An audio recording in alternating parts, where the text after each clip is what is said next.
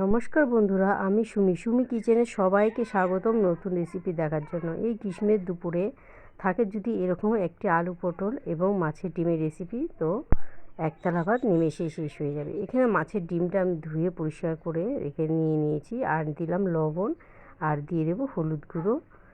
লবণ আর হলুদ গুঁড়ো দিয়ে দিলাম, আর দিয়ে দেবো এখানে লঙ্কা গুঁড়ো দিয়ে ভালো করে ডিমের সঙ্গে এটাকে ম্যারিনেট করে নেব। তো হাত দিয়ে এরকমভাবে চটকে চটকে নিয়ে ম্যারিনেট করব, যেন ভালো করে ভেতরে উপরে ঢুকে যায়। আর ওপর দিয়ে দিয়ে দিলাম বেসন 3 চামচ। এখানে বড় চামচে 3 চামচ বেসন দিলাম। বেসনটা দিয়েও ভালো করে ডিমগুলোর সঙ্গে মেখে নেব। তো এইভাবে নেড়ে চেড়ে ভালো করে একদম হাত দিয়ে চটকে চটকে ভালো করে যেন বেসনটা মিশে যায়। তো দেখো বেসনটা পুরো মিশে গেছে ডিমের সঙ্গে।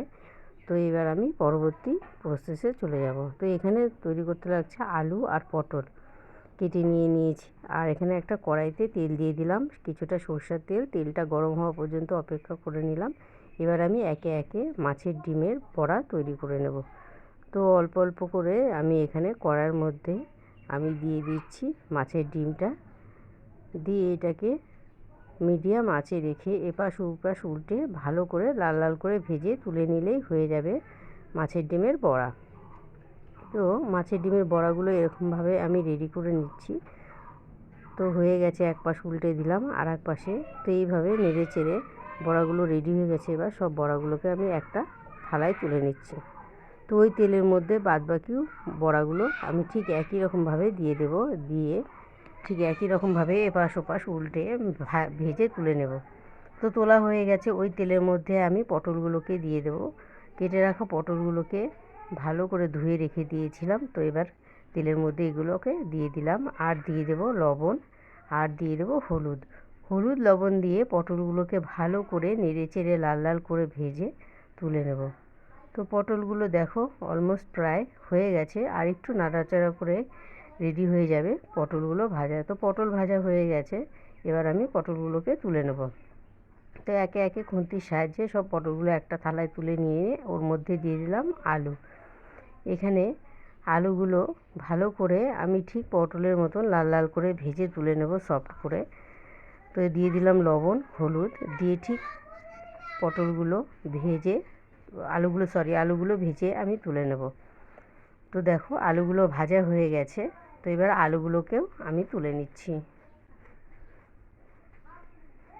তো আলুগুলো তুলে নিলাম এবং ওই তেলের মধ্যে আমি দিয়ে দেব আরও কিছুটা সর্ষের তেল। তেলটা গরম হওয়া পর্যন্ত অপেক্ষা করব। তেলটা গরম হয়ে গেলে ওর মধ্যে দিলাম ফোড়ন, একটা তেজপাতা, একটা শুকনো লঙ্কা, আর কিছুটা গোটা জিরে। ফোড়নটা রেডি হয়ে গেলে ওর মধ্যে দিয়ে দিলাম পেঁয়াজ বাটা। এখানে আমি 3টে মিডিয়াম সাইজের পেঁয়াজ আমি গ্রেট করে নিয়েছি, আর দিয়ে দিলাম সামান্য পরিমাণ হলুদ, আর দিয়ে দেব লবণ। হলুদ লবণ দিয়ে পেঁয়াজটাকে একটু কষিয়ে নেব। পেঁয়াজটা কষানো হয়ে গেলে পরে ওর মধ্যে আমি দিয়ে দেব রসুন বাটা এক চামচ, আদা বাটা 1 চামচ দিয়ে পেঁয়াজটার সঙ্গে আরেকটু কষিয়ে নেব। তো এইভাবে কষানো হয়ে গেলে পরে ওর মধ্যে আমি দিয়ে দেব লঙ্কার গুঁড়ো 1 চামচ। যে যেরকম ঝাল খাবে সেই অনুযায়ী দেবে, আমি আমার অনুযায়ী দিয়ে দিলাম। তো লঙ্কার গুঁড়ো দেওয়া হয়ে গেল, দিয়ে দিলাম জিরের গুঁড়ো। লঙ্কার গুঁড়ো জিরের গুঁড়ো দিয়ে এবার মশলাটার সঙ্গে ভালো করে মিনিট 5 কষিয়ে নেব। তো দেখো মশলাটার সঙ্গে কষাতে কষাতে কী সুন্দর একটা এক্সট্রা অয়েল ছেড়ে দিয়েছে। এবার দিয়ে দিলাম টমেটো একটা ফালি করে। তো টুকরো টুকরো করে টমেটো দিয়ে মশলাটার সঙ্গে কষিয়ে নিয়ে দিয়ে দিলাম ভেজে রাখা আলু আর পটলগুলো। তো আলু আর পটল দিয়ে আরও কিছুক্ষণের জন্য আমি কষিয়ে নেব। কষানো হয়ে গেল, এবার আমি জল দিয়ে দেব পরিমাণ মতন। জলটা দিয়ে হাই ফ্লেমে ফুটিয়ে নিলেই রেডি হয়ে যাবে। তো সামান্য পরিমাণ লবণ দিলাম, আর দিয়ে দিলাম গরম মশলার গুঁড়ো। এবার একে একে ভেজে রাখা মাছের ডিমগুলো দিয়ে দিলাম। মাছের ডিমগুলো দিয়ে আর একটুখানি ফুটিয়ে নিলেই রেডি হয়ে যাবে আলু পটল মাছের ডিমের রসা। তো মাছের ডিমগুলো একে একে সব দিয়ে দিলাম, দেখতেই তো পাচ্ছ। দিয়ে একটু নেড়ে চেড়ে দিলাম যেন ভালো করে ঝোলের মধ্যে ডিমগুলো ঢুকে যায়। আর উপর দিয়ে দিয়ে দিলাম গরম মশলার গুঁড়ো। এখানে আমি দিয়ে দিলাম সানরাইজের গরম মশলার গুঁড়ো।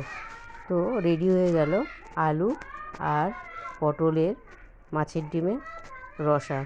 আর রেসিপিটা যদি ভালো লাগে অবশ্যই লাইক কমেন্ট শেয়ার করবে।